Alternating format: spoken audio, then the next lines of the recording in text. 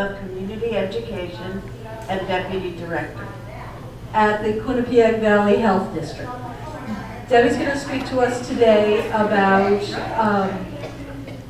preparedness for hurricanes and other challenges of the season. I think it's very topical that we hear about this now. We have a whole season ahead of us, and we've already seen what it can do in other places. So give your full attention to Debbie, and then Mary Ellen Maroc is going to also speak a little bit more about the specifics of the shelter here in Woodbridge and other things that we do at the center.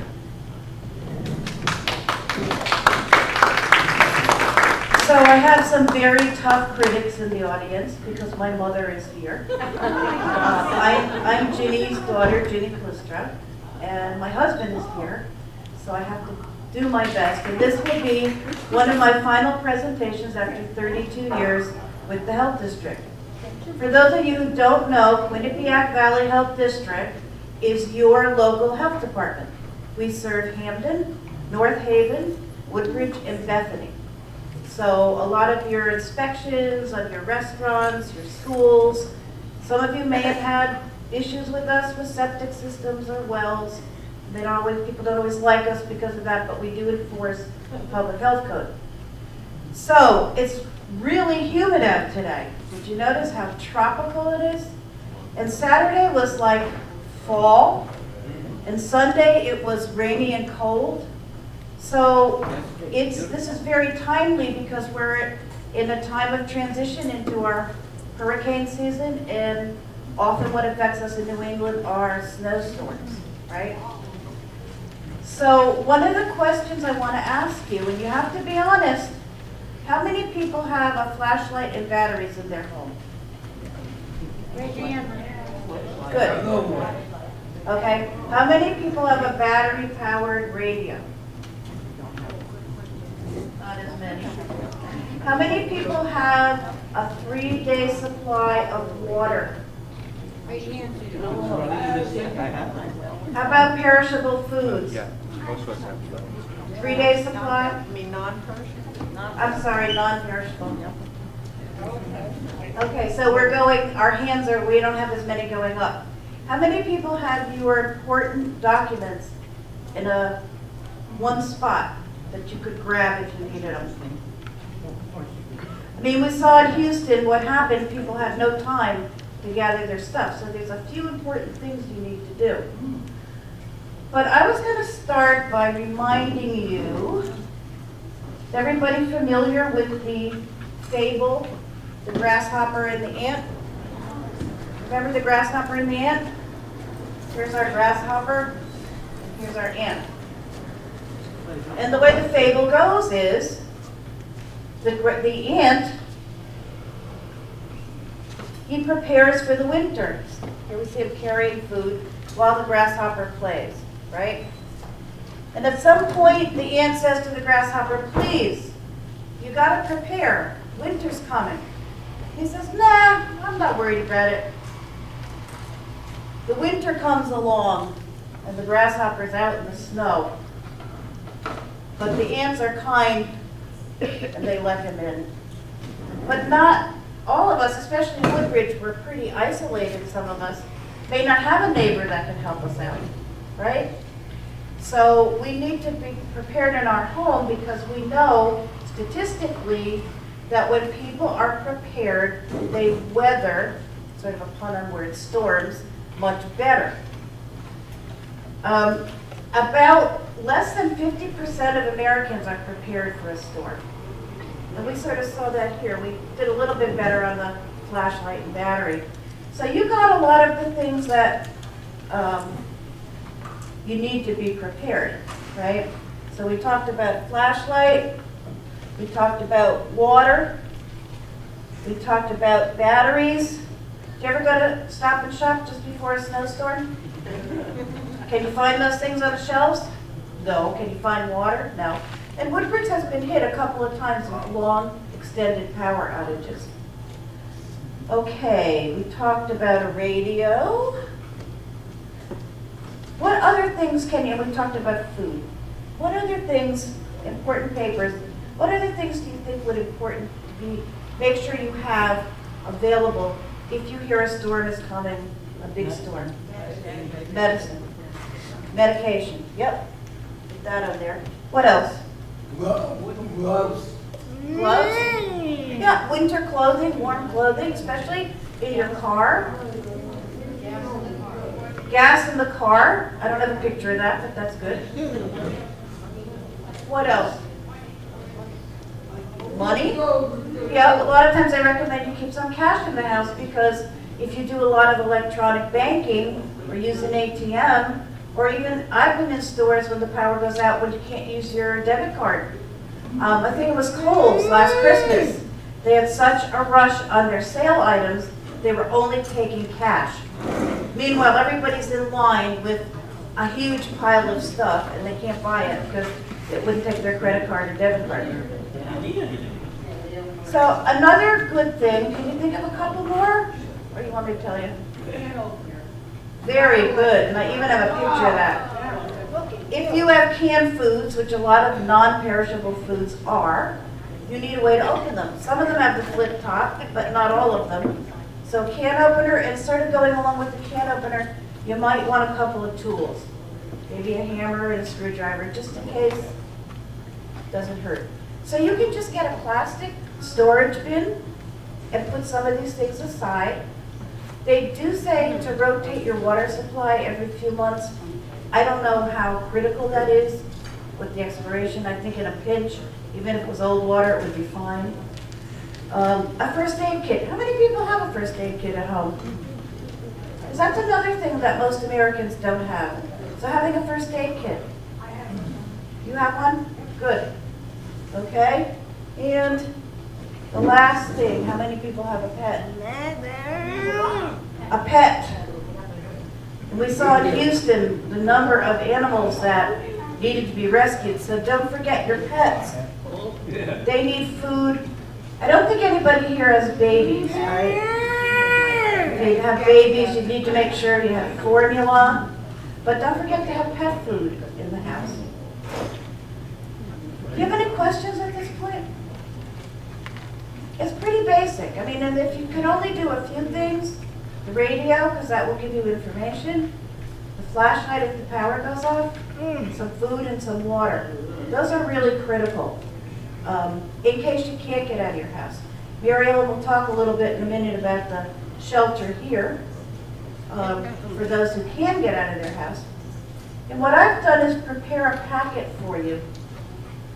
And in the packet, there's a whole bunch of information, one of which is a checklist to put all your important numbers in one spot. There's also information on what food you can save and not save after a power outage. There is information on how to be informed in an emergency, different radio stations. Those of you who have internet, if you still have power, you can sign up for alerts. There's a form in here if you have special needs, like you're wheelchair bound or you need oxygen, you can fill that out. And that will alert 911 to your special needs. And there's some other stuff, well, we're beyond heat waves now, I think. Winter storms, and then a pet checklist for those of you who have pets. And there's a medication record also. So even if you can't keep a supply of your medications, at least write down everything that you take so that if you are somewhere, people will know and help you get access to them. Part of this presentation was funded by a grant through it's called NACHO. And my original idea was to pair up people with a preparedness pal and have them sort of coach you and call you. It didn't quite work out that way, but what I did was I have a little registration form.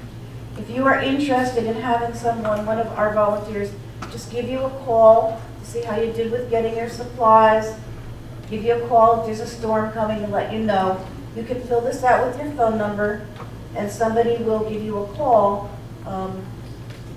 if there's a storm coming or just to see how you're doing. So I'll pass those around. I brought some pens, I need them back. Health District has no money, so we have to keep our supplies. And that's basically it. It's not complicated, but I have to admit, there are times when I've got water supply in the house and times when I don't. And those who are on a well, and those who do not have a generator, you're gonna be without water. So I'm sure many of you have lived through hurricanes and blizzards in Connecticut. They're not uncommon. When you hear the storm coming, you run and fill the bathtub, right? Because if you're on a well, you can only get one flush out of that toilet, and then you got a problem. So Washing machine.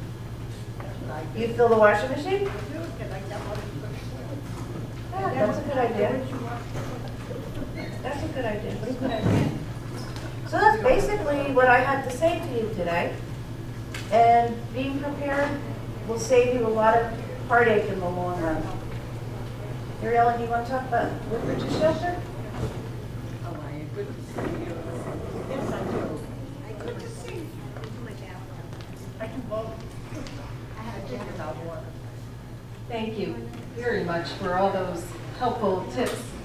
I do want to just reiterate one thing that Debbie had said, because in the past we did receive a number of calls when people were looking for batteries. Please make sure you have batteries. That's very important, because at the time of a hurricane, everybody's running to the store and many people are out of luck. I do want to let you know that the emergency shelter here in Woodbridge is right here at the center building. We set up the cots up in the gymnasium, and we utilize this portion of the center, the lounge. People can view movies, relax, read the paper. This becomes our operation for meals. In addition to this serving as the emergency shelter, it also serves as an information center for our Woodbridge residents. If you're looking for information pertaining to the storm, or you need to come in and charge either your cell phones or medical equipment, you can come right into this center, and we have volunteers helping people. If you're unsure whether the emergency shelter is open, and especially if you're out of power, you can call the police department even after hours, after 4:30 when we're closed, or on the weekend, and they can let you know. The town of Woodbridge, and this is a big plus for our residents, we're part of the Connecticut alert system, and if you sign up, it's also called the Everidge system. Everybody hear that? No, I don't know what it means. And then what happens is, they get on the phone system and you get an alert, whether it be at home, whether it be on your cell phone, and sometimes the alert will announce that a hurricane is coming and the emergency shelter is opening at such and such a time. I also want to say, for those who have pets, we do make allowances for sheltering pets. And at times, one time it was over at the old firehouse. We had a shelter for pets set up there, so that people need not worry, I can't go into the shelter because I don't want to leave my dog or cat at home. No, we do have a plan for your animals. Does anyone have any questions on emergency sheltering? Sure, I was going to. That's a good suggestion. The water supply. People can come to the center building to fill up jugs of water. There's usually a spigot out here on this side here, and also on the side by the police department. And as you go down on the right side of Town Hall, there's also a place where people can fill up water jugs and obtain water. It's another good suggestion. If you're coming to the shelter and you have a family member that you can notify, please do so. Also neighbors, notify your neighbor that if anyone's looking for you, especially if you live alone, that they know you're here at the shelter. Very important. And again, if you're coming into the shelter, one of the most important things you want to bring is medication. Because once you're here, especially during a storm, you don't want to leave, you want to stay here. Okay? Any questions? Yes. This is powered by generator. Yes, we have a generator here. Elevators will be working. And if people have to go for showers, too, whether you're staying at home without power or whether you come here, there are places within town set up so that people can go for showers. So we have all that information once we open the shelter. Even if people just call us for that information, that's fine. Any other questions? No? And again, if we're open during the day, 8:30 to 4:30, you can call for information here. But anytime there's any cause for concern, or if you're having an issue at home, feel free to call the police department. They are our emergency call center, okay? Thank you, Mary. Thank you. Hey!